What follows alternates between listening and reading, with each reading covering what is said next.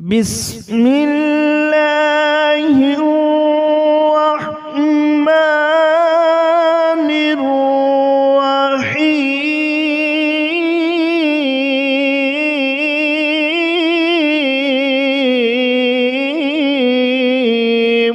یہ اللہ کی صفات ہے۔ اگر کسی کے پاس ہم رزق مانگنے کے لیے گئے تو اللہ کی صفات کے اندر اس کو شریک کر دیا تو یہی مشرک ہو گیا، یہی شرک کرنے والا۔ تو جس نے شرک کیا فرمایا کہ وہ مشرک ہیں، اس کی کوئی معافی نہیں ہے۔ ان الشرک لظلم عظیم۔ نمبر 3، دعا مانگنا۔ کس سے مانگنا؟ اللہ سے مانگنا۔ اپنی پکارے اللہ کے سامنے رکھنا، اپنی التجائے اللہ کے سامنے رکھنا، اپنی آرزویں اللہ کے سامنے رکھنا، تو وہی اللہ سنتا بھی ہے۔ جو سب طبقوں کے نیچے ہے اس کی بھی اللہ سننے والا ہے۔ جو ماں کے بطن کے اندر بچہ ہوتا ہے اس کی بھی اللہ سننے والا ہے۔ جو پہاڑوں پہ رہتا ہے اللہ اس کی بھی سننے والا ہے۔ قد سمع اللہ قول التی، وہی اللہ ہے جو سیدہ خولہ کی بات سنی، وہی اللہ ہے جس نے نبی یونس کے پچھلی کے پیٹ کے اندر بات سنی، وہی اللہ سننے والا ہے جس نے سیدنا یوسف علیہ السلام کو گرے ہوئے بند کنویں کے اندر، اندھیرے کنویں کے اندر سے سنا، وہی اللہ ہے جس نے سیدنا ابراہیم علیہ السلام کی آواز کو جناب بلتی اور چلتی ہوئی آگ کے اندر اس نے پکار کو سنا۔ قد سمع اللہ۔ اگر کوئی انسان اٹھتا ہے، اگر کوئی اپنے گھر سے چلتا ہے، کہتا ہے بزرگوں سے مانگتا ہے، ان سے دعائیں کرواتا ہے، ان کی قبروں پہ کھڑے ہو کے دعائیں کرواتا ہے، ان کے سامنے اپنی التجائیں رکھتا ہے، تو فرمایا یہ حقوق کے اندر، اللہ کے حقوق کے اندر، یعنی کہ فی الحقوق الارتقاب، اس نے اللہ کے حقوق کے اندر کسی کو شریک کیا تو یہ مشرک ہو گیا۔ کیا ہو گیا؟ مشرک ہو گیا۔ اس کی فرمایا وَلَوْ أَشْرَكُوا لَحَبِطَ عَنْهُمْ وَلَوْ أَشْرَكُوا لَحَبِطَ عَنْهُمْ۔ اللہ فرماتے ہیں میرا پیغمبر اگر آپ بھی شرک کریں گے، اگر آپ بھی ایسا عمل کریں گے جو اللہ کو پسند نہیں ہے، تو فرمایا کہ حَبِطَ أَعْمَالُهُمْ، تمہارے بھی اعمال سارے کے سارے برباد ہو جائیں گے، میں اللہ تم سے نبوت چھین لوں گا۔ اس لیے خبردار کہ شرک کے قریب نہیں آنا۔ شرک کے قریب اتنا بڑا گناہ ہے۔ آج دیکھیں کہ دعائیں بھی ہم کہاں مانگتے ہیں، اپنی التجائیں کہاں لے جاتے ہیں، اور اپنی پیشانی اور اپنی جبین کہاں جھکاتے ہیں۔ آئیے توجہ کیجیے۔ اس لیے اللہ رب العزت نے اپنی مقدس کتاب کے اندر فرمایا کہ یہ لوگ شرک کرنے والے، اور اس میں سے شرک کرنے والے کے اندر اس کی تبلیغ کرنے والوں میں سے اکثر عورتیں مولوی حضرات ہیں جن کو کسی قسم کا علم نہیں ہوتا، صرف وہی ممبروں پہ کھڑے ہو کے لوگوں کو کہتے ہیں کہ نبی کا امتی شرک نہیں کر سکتا، نبی کا امتی مشرک نہیں ہو سکتا، آج جو یہ بات کرے گا اس پہ اللہ سنے گا۔ وہی کہتے ہیں کہ تیرا کھاوا تیرے گیت گاوا یا رسول اللہ۔ اب یا رسول اللہ کے گیت گانے والا وہی یا رسول اللہ جو ہے اللہ سے مانگتے ہیں، اللہ کے سامنے التجائیں کرتے ہیں، اللہ کو پکارتے ہیں، لیکن یہ مولوی تمہیں دعوت دے رہا ہے کہ صرف اور صرف تم نے مانگنا ہے، جس سے بھی مانگو۔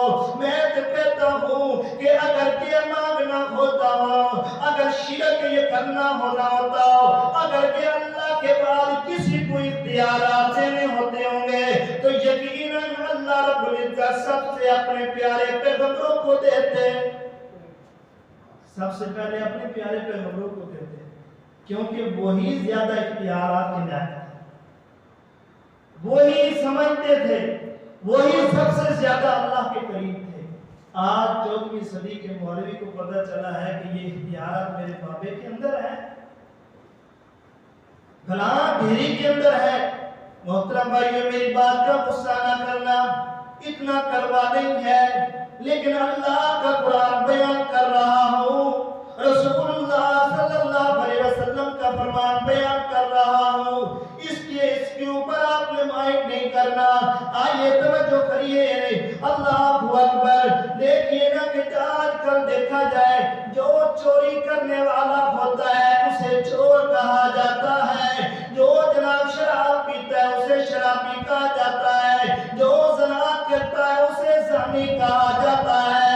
اسی طرح اسی طرح کوئی قتل کرتا ہے اسے قاتل کہا جاتا ہے۔ تو جو شرک کرتا ہے اسے مشرک کیوں نہیں کہا جاتا؟ اسے مشرک کیوں نہیں کہا جاتا؟ اب اللہ کی ذات کے اندر وہ شرک کر رہا ہے، اللہ کی صفات کے اندر وہ شریک کر رہا ہے۔ جو اللہ تعالیٰ کی صفتیں ہیں وہ دوسرے انسانوں کے اندر صفاتیں دے رہا ہے، جو اللہ تعالیٰ کے اختیارات ہیں وہ دوسرے انسانوں کے اندر اختیارات دے رہا ہے۔ تو آپ آقا رب کی قسم ہے، بسم اللہ کی بات سے لے کر بسم اللہ کی بات سے لے کر، بولو میرے ساتھ ساتھ بولے، بسم اللہ کی بات سے لے کر والناس کی سین تک، یہ سارا کا سارا قرآن کھول لے، سارا کا سارا قرآن کا مطالعہ کر لے، اس کے اندر جو ہے تمام انبیاء اور رسول آئے نے، تمام خاتم الرسول آئے نے، لیکن تمام انبیاء نے اپنی زندگی کے اندر بہت علام و مسائل کا سامنا کیا ہے۔ کسی کی زندگی کے اندر ایسی کوئی زندگی نہیں گزری جس کے اندر مصیبت نہ آئی ہو، جس کے اوپر مشکل نہ آئی ہو، جس کے اوپر پریشانی نہ آئی ہو۔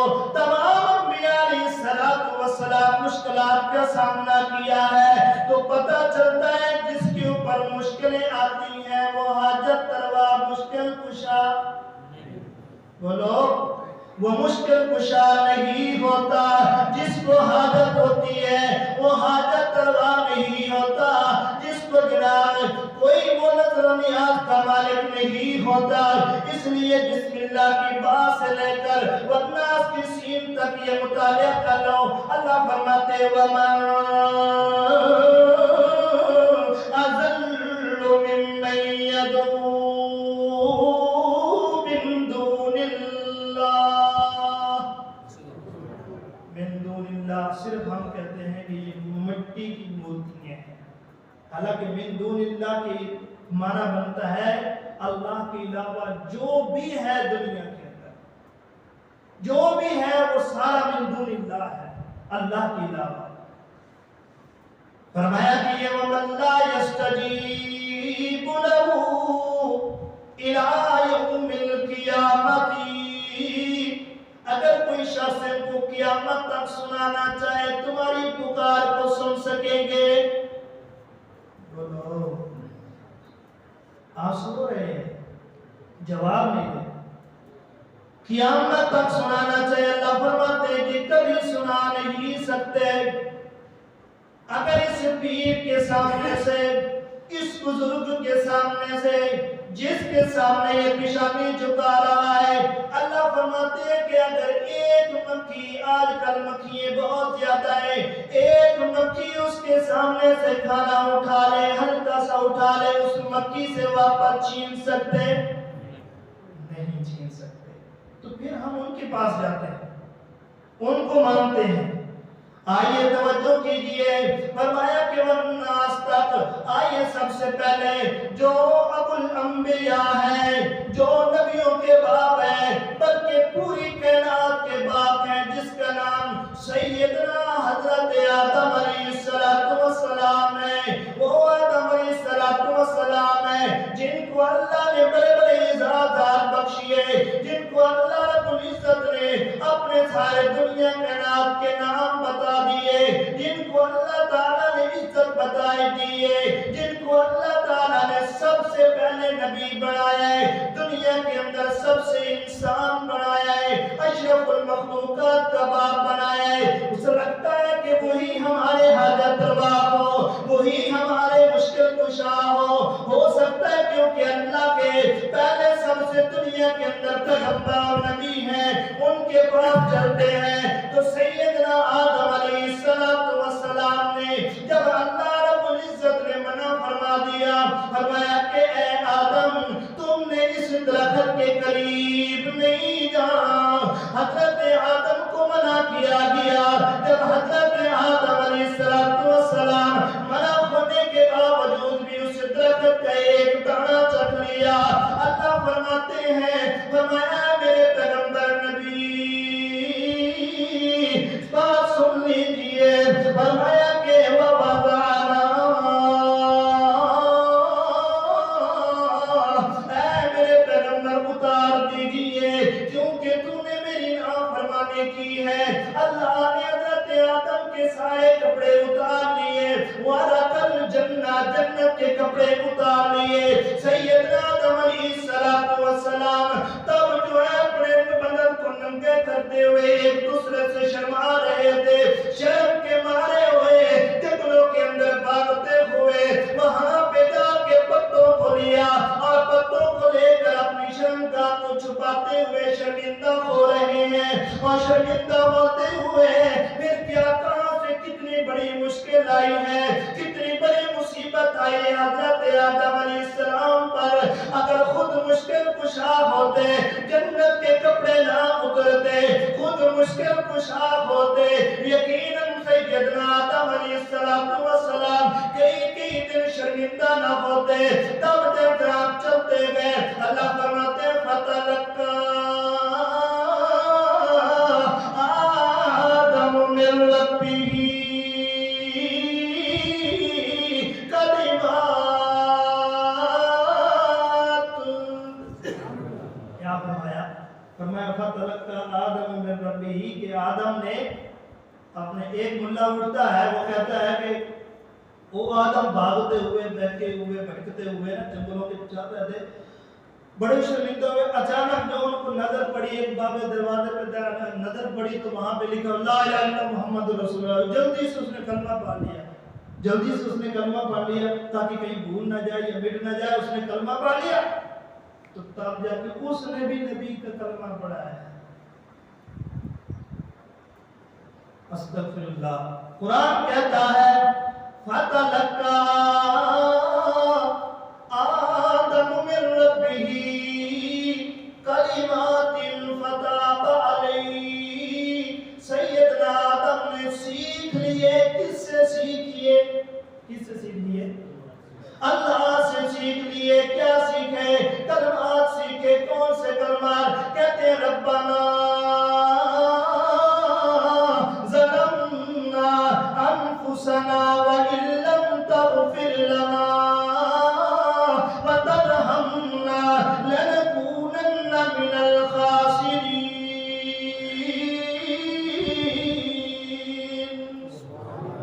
کہا میرے پروردگار ہم شرمندہ ہیں، غلطی ہو گئی ہے، اگر اللہ تو معاف نہیں کرے گا، اللہ تو بخشے گا نہیں آدم کو، تو یقیناً یہ خسارہ پانے والے میں سے ہو جائے گا۔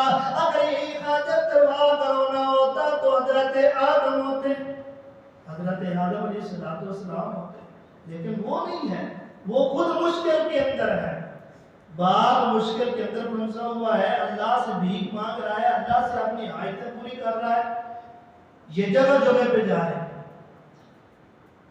سیدنا آدم علیہ السلام کے بعد 10 صدیوں کے بعد سیدنا نوح علیہ السلام روئے زمین پر اللہ کے پیغمبر آئے، اللہ کے نبی بنے۔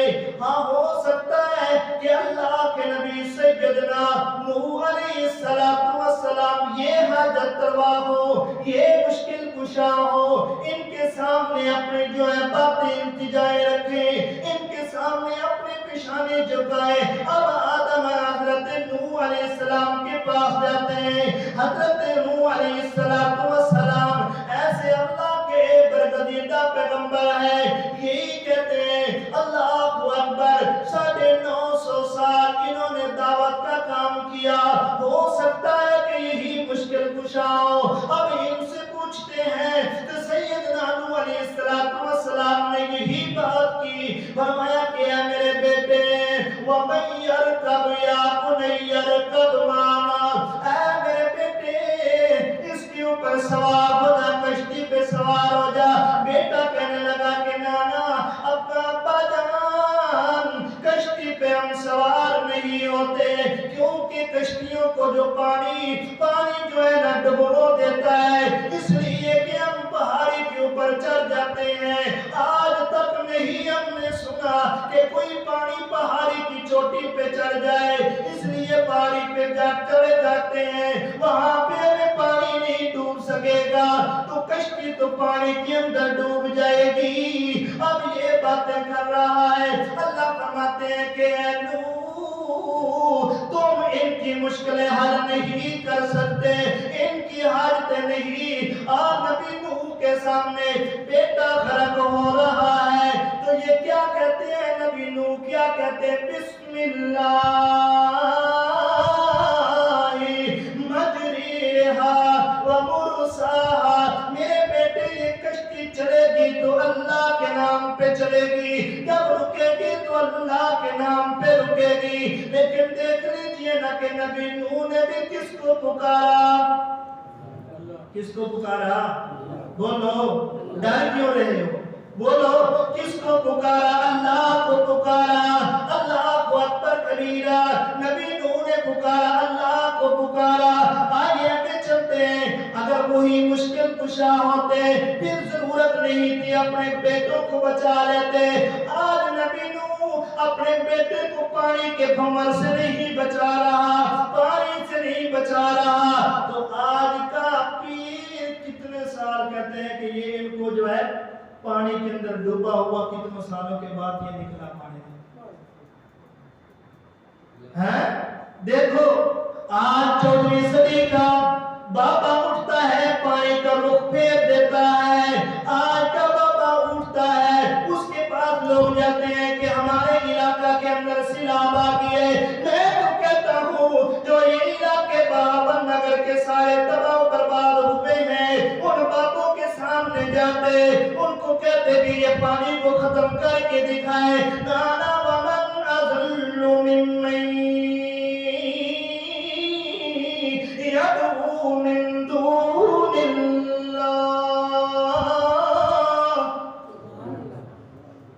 दूनिल्लाह। ये सारे के सारे मनो मिट्टी नीचे चले जाएंगे।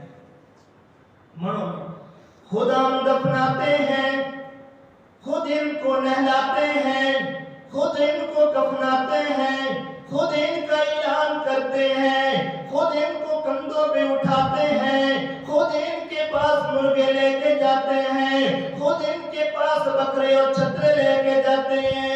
फिर कहते हैं यही हमारे मुश्किल कुशा है। कोई दुआ के अंदर कह रहा है अली मुश्किल कुशा के नाम पे, कोई कह रहा है या गौस के नाम पे। मैं तो कहता हूँ जो कहता है या अली मदद, या अली मुश्किल कुशा है। मैं कहता हूँ कि एक हदीस के अंदर सही मुस्तनद हदीस है, उसके अंदर सैयदना हजरत अली मुर्तज़ा रज़ियल्लाहु ताला अन्हु मक़रूज़ हो गए। आका कायनात के पास आए, कहने लगे कि खातमुल अंबिया मैं बहुत मक़रूज़ हो चुका हूँ, मेरे ऊपर कर्जा चढ़ चुका है, मैंने वो कर्जा उतारना है, मेरे पास कोई रकम कोई पैसा मौजूद नहीं है। हजरत अली मुर्तज़ा ने नबी पाक के सामने ये बात लेके गए हैं। अगर अल्लाह के नबी मुश्किल कुशा होते, खातमुल अंबिया मुश्किल कुशा होते, हाजत रवा होते, तो हजरत अली की हाजत को पूरा कर लेते।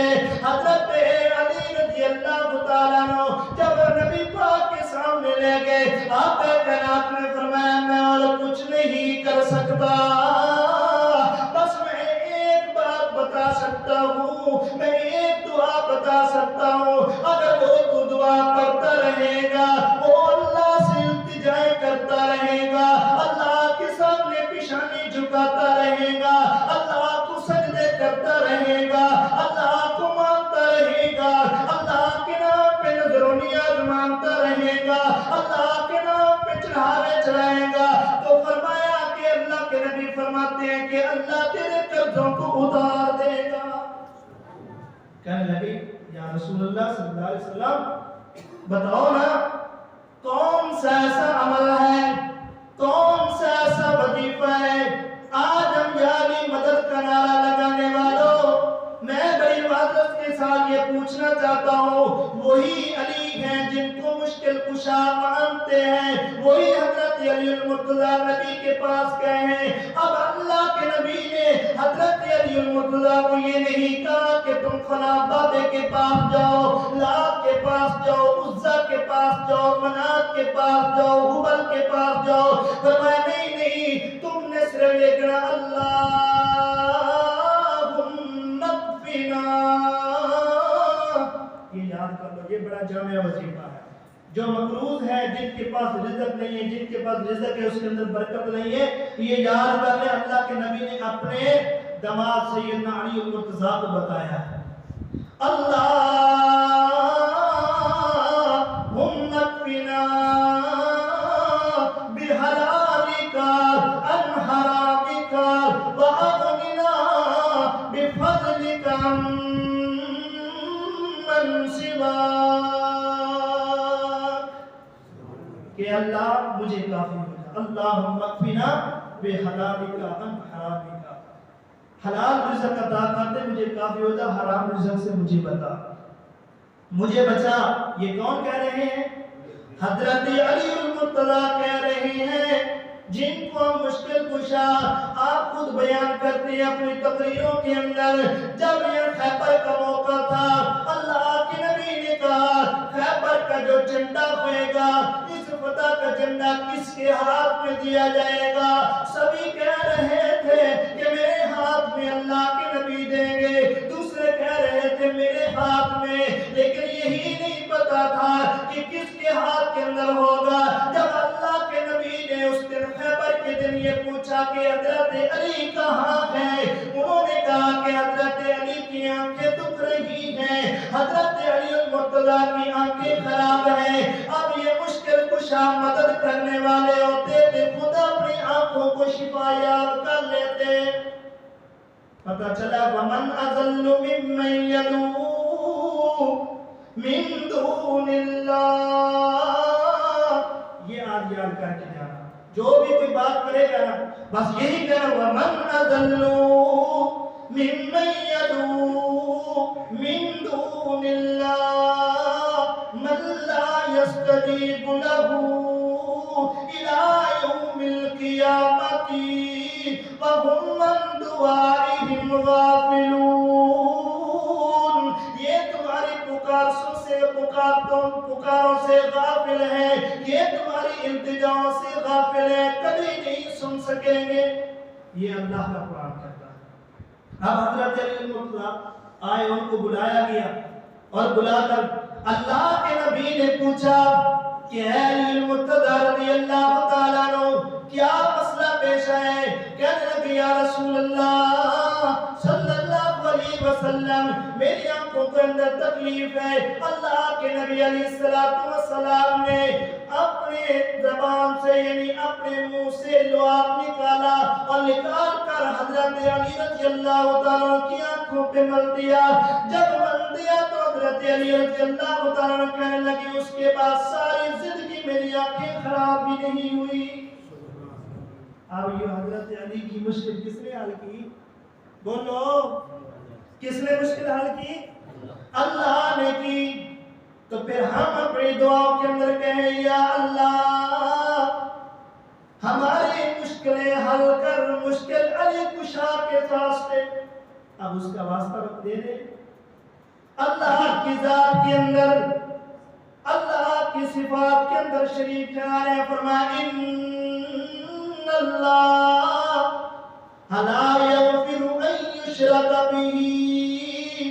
کعبہ کے رب کی قسم ہے, میں اپنی طرف سے نہیں بات کر رہا بلکہ اللہ کا قرآن بیان کر رہا ہوں. آخری بات میں بات کو ختم کرتا ہوں. سیدنا یعقوب علیہ السلام جن کو بنی اسرائیلی کہا گیا, کیوں کہا گیا؟ کیونکہ ان کے جتنے بیٹے ہیں یہ سارے بنی اسرائیلی ہیں. تو ان کا نام اصل یہ تھا اسرائیل، حضرت یعقوب علیہ السلام، پھر حضرت یعقوب علیہ السلام کا نام رکھا گیا۔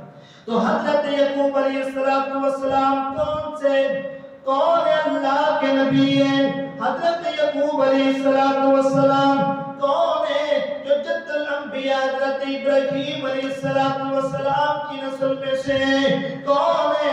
یہ حضرت یعقوب علیہ السلام کے اوپر سب سے بڑی مشکل کون سی آئی؟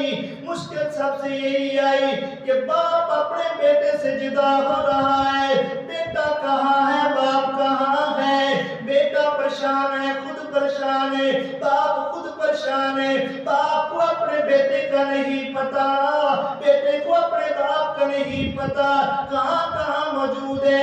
ان کے رونے کی وجہ سے، باپ کے بیٹے کے غم کی وجہ سے رو کر کے حتیٰ کہ حضرت یعقوب علیہ السلام کی آنکھوں کی بینائی چلی گئی۔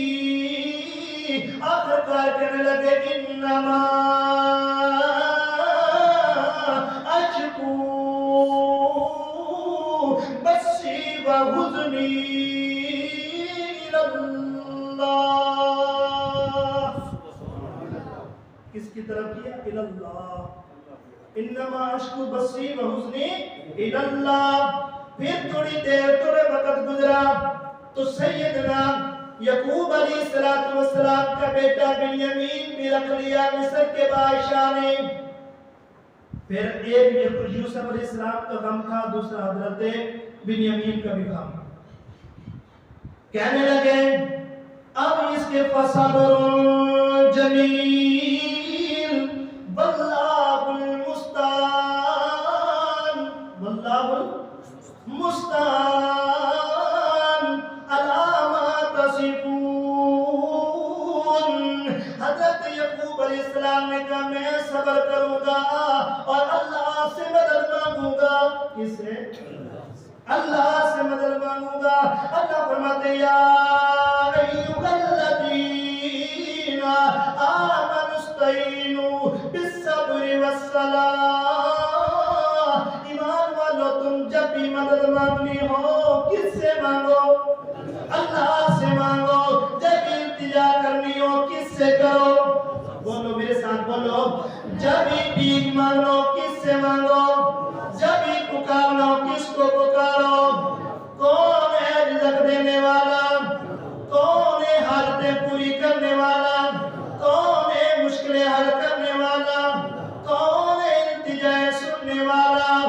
کون ہے کیڑوں کو پتھروں کے اندر روزی دینے والا؟ کون ہے ماں کے بدن کے اندر بچے کو رزق دینے والا؟ کون ہے جانوروں کو شفا دینے والا؟ اللہ ہے۔ اس لیے ایاک نعبد و ایاک نستعین، نماز کے اندر بھی ہم کہتے ہیں اللہ کی عبادت ہم نے اللہ ہی کی عبادت کرنی ہے اور اللہ ہی سے مدد مانگنی ہے۔ پھر اس کے باوجود بھی ہماری گاڑیوں کی گاڑیاں کیوں جاتی ہیں؟ ان کو سجدے کیوں کرتے ہیں؟ ان کے سامنے حاجتیں کیوں لے کے جاتے ہیں؟ حضرت یعقوب علیہ السلام نے کہا انما اشکو بثی۔ پھر ان کا بیٹا ہے کتنی مشکلات کے اندر آیا، سب سے پہلے بکتا بکاتا مصر کے جناب سب سے پہلے کنویں کے اندر گرا، وہاں پہ بھی اللہ نے مدد کی، اللہ کو پکارا، اپنی مشکل کو حل نہ کر سکا۔ جب پھر منڈیوں کے اندر بکتا بکاتا گیا تب بھی اپنی پریشانیوں کو حل نہ کر سکا۔ جب پھر جناب زلیخا کے مرکز زلیخا کے فریبوں کے چکر میں حضرت یوسف علیہ السلام آگے وہاں پہ